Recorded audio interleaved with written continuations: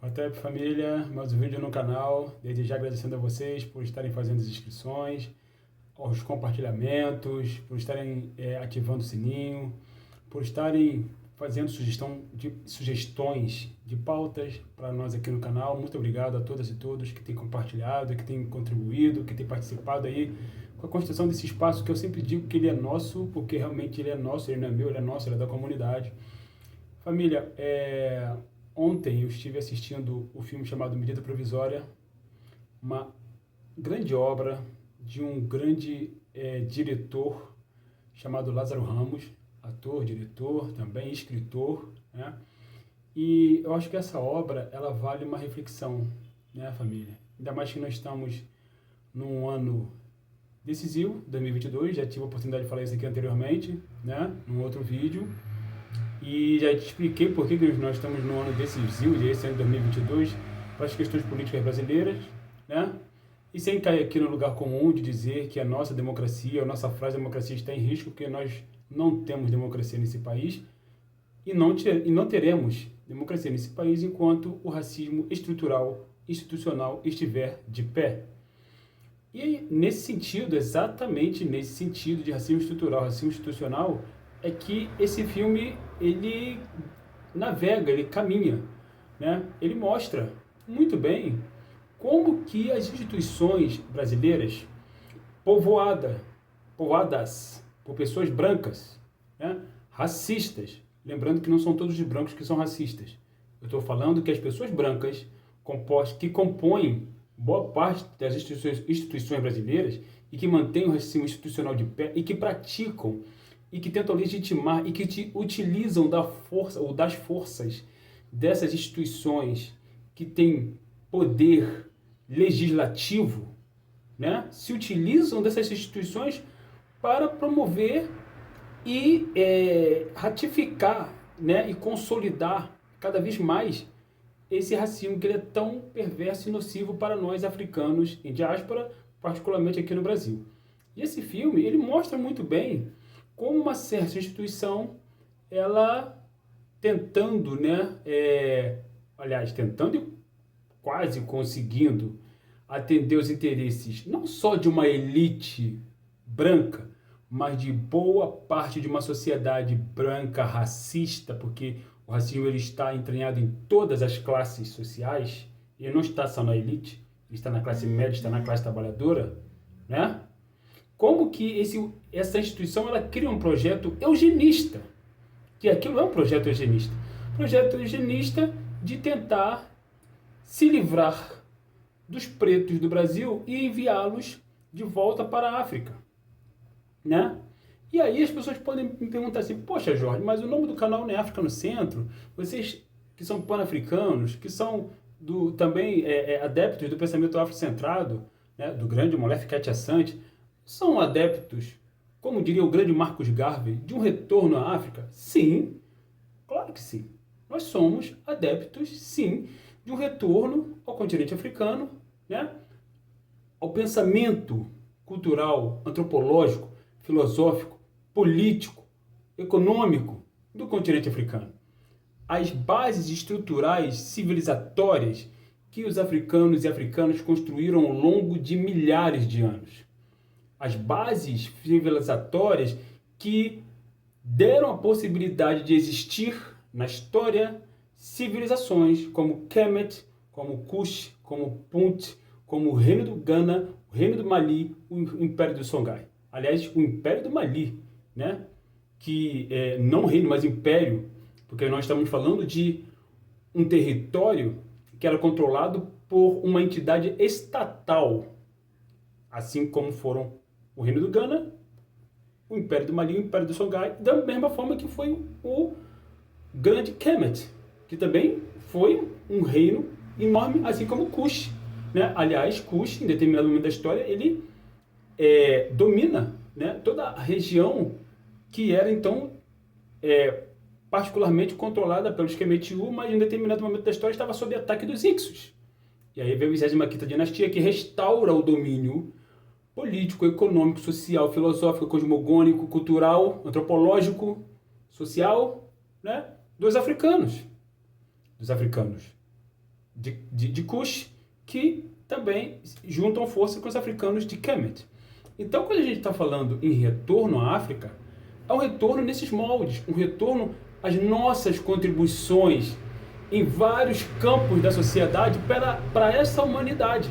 Humanidade que nos é sistematicamente negada a partir de um viés racista que nasce em 1500 anos antes da Era Comum, se espalha pelo mundo ao longo de milhares de anos, né? Ao longo de séculos, se institucionaliza, se consolida estruturalmente, estrutura o sistema capitalista e, finalmente, deságua, né, nessas instituições apresentadas brilhantemente pelo filme, que dá cabo, ou que tenta dar cabo, da existência de seres humanos africanos neste continente, nesse território particularmente, né, no território brasileiro. E aí, família, é bom a gente tratar, né, de uma coisinha aqui que é muito séria.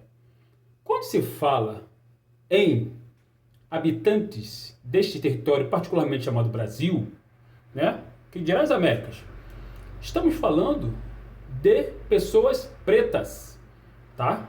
Porque é bom a gente sempre lembrar que os europeus, eles chegaram aqui, invadiram por volta de 1500 da Era Comum, e que eles encontraram aqui pessoas pretas, que eles mesmos chamavam de negros da terra. Os portugueses chamavam de negros da terra, que eram os nossos irmãos nativos.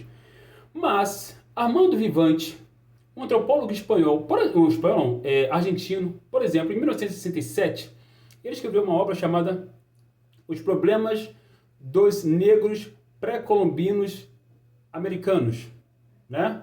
Notas sobre os melanodérmicos pré-hispânicos. 1967, essa obra está disponível em PDF. Está em espanhol, mas é fácil da gente ler. Onde ele mostra, por exemplo, a anterioridade da presença africana nesse território aqui chamado Brasil, chamado Américas, etc. Né? E lembrando que os nossos irmãos nativos também vieram de África para cá, para esse território. Eles não nasceram em outro lugar, não caíram do céu, nem brotaram do chão, não. Vieram de África para cá. Né?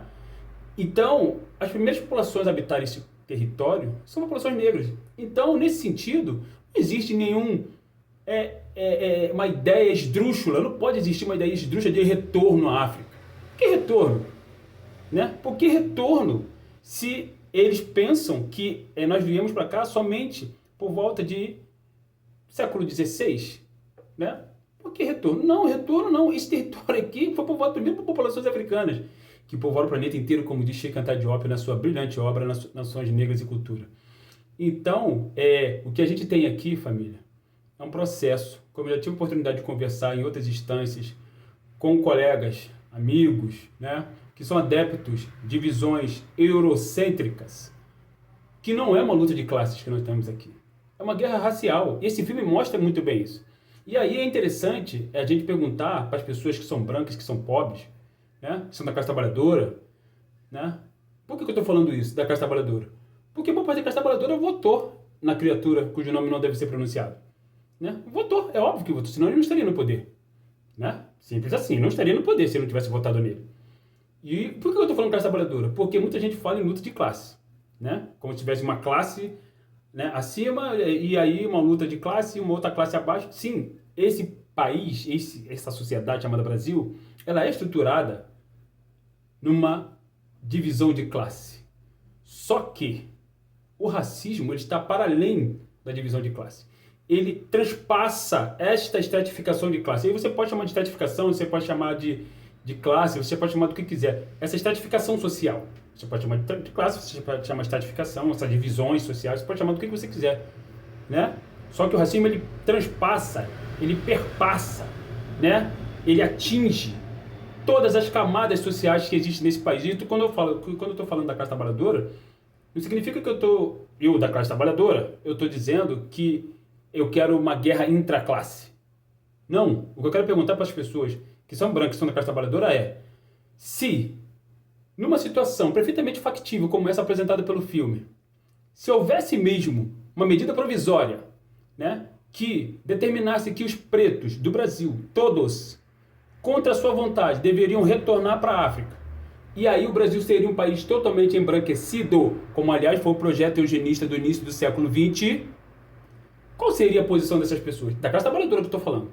Não estou me referindo à classe média, à burguesia, à classe... Não. Essa galera aí, até porque essa galera aí está longe do meu alcance.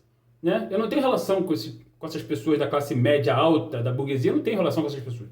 Não tenho relação de nenhum tipo. Porque eu não conheço ninguém que esteja neste patamar social. Eu não conheço. Eu conheço pessoas que são da classe trabalhadora, que é a classe a qual eu estou inserido.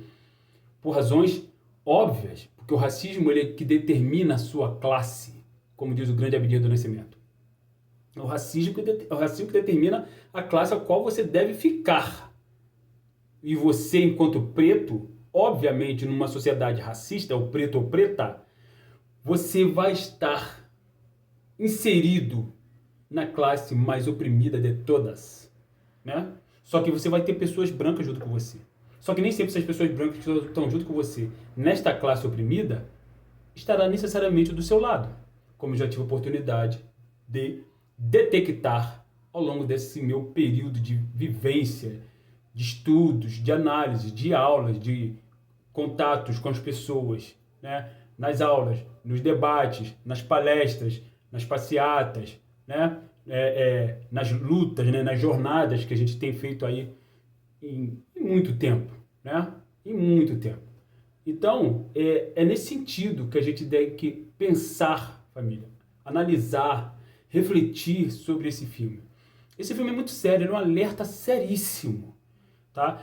Eu fui informado que tinha momentos de comédia nesse filme, mas olha, os momentos de comédia que tem nesse filme, na verdade, no fundo, eles são comédia não. Eles são uma ironia. Eles mostram como as pessoas da classe trabalhadora, praticando o seu racismo, dizem, por exemplo, eu tenho cabelo crespo, a minha empregada é negra, eu tenho amigas que são negros. Isso não torna ninguém antirracista. Absolutamente. Você fala de uma mulher branca ou um homem branco ser casado ou casada com uma pessoa negra, aliás, seja de que gênero for e de que orientação sexual for, não quer dizer que essa pessoa não seja racista. Até porque nós sabemos muito bem que o corpo preto, seja de que gênero for, ele é coisificado pelo racismo. Ele é objetificado pela visão racial, pelo imaginário social. Porque o racismo ele atua na psique do negro, mas ele convence o branco, ou a branca, né, de que o preto ele é um corpo que pode e deve ser objetificado. E aí, dentro desse pensamento de objetificação do outro, de um corpo preto, você tem ali os fetiches. O fetiche do homem preto, que tem um pênis quilométrico, né?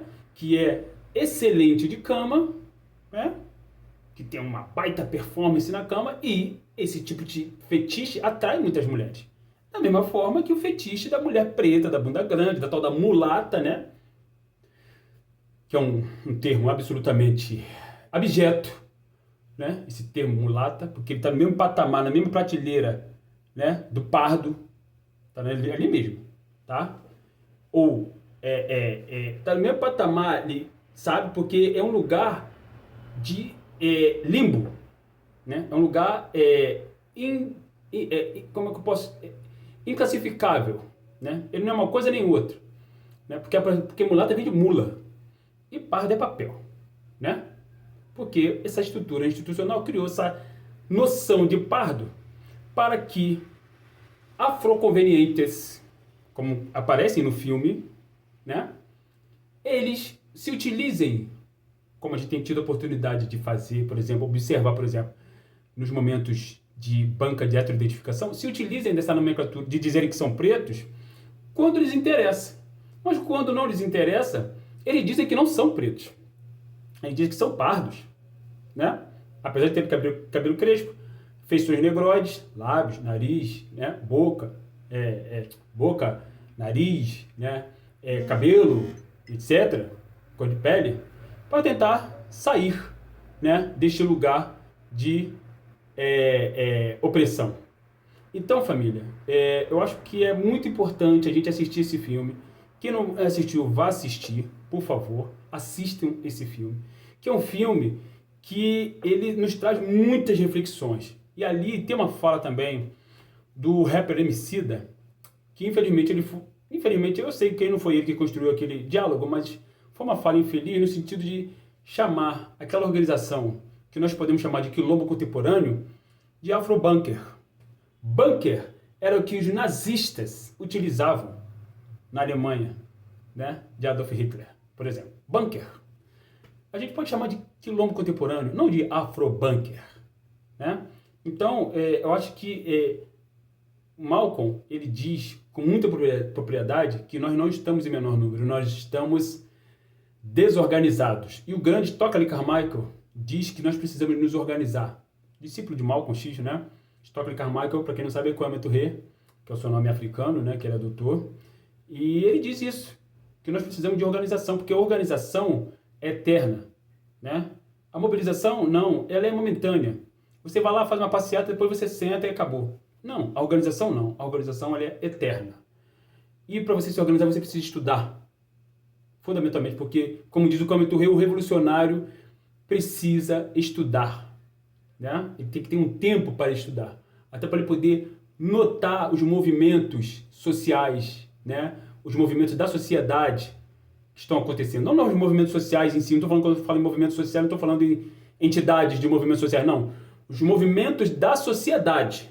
Como ela se movimenta, para que lado ela está indo, o que ela está gerindo, o que ela está gerando, o que ela está pensando, e o que ela está pensando a respeito das ditas minorias, que são os nativos, como, por exemplo, estão sendo dizimados agora, nesse exato momento, né? Como os Yanomamis, né? Que aquela menina, aquela criança foi vitimada de uma brutalidade inominável por conta de fascistas que agora se sentem legitimados por estarem se representados por um protofascista no poder que está sentado na cadeira da presidência. Então, e aí, esse filme ele dialoga exatamente com essas ideias, com isso que está acontecendo exatamente nesse momento. Ele dialoga com a realidade, ele não é uma obra de ficção, é uma obra de alerta. Ele é um grito de alerta. Ele mostra o que pode vir por aí, né? Se essa criatura nefasta que está no poder continuar no poder nos próximos anos.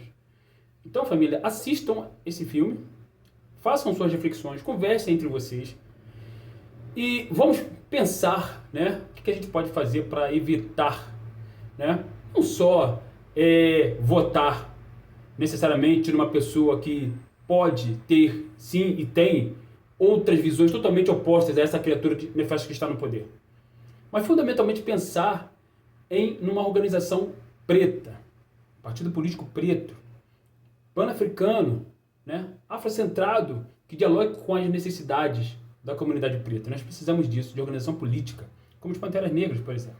Por exemplo, né, que é um partido político, o Partido dos Panteras Negras e Legítima Defesa, né, que dialogava com os interesses da comunidade preta dos Estados Unidos. Né? Então, e tem que ser uma coisa, né, fundamentalmente pensada a partir das bases que já nos deram nossos ancestrais do campo do panafricanismo e da afrocentricidade. E essa análise aqui, como sempre, é uma análise a partir da visão do campo do panafricanismo. Né? Não por acaso, o canal é África no Centro. Então, família, continue fazendo a inscrição no canal, continue deixando o like de vocês, continue ativando o sininho, continue compartilhando, deixem aqui, né, as impressões de vocês a respeito desse filme, quem já viu, quem não viu, assista, depois deixe aqui também as impressões de vocês aqui embaixo, né?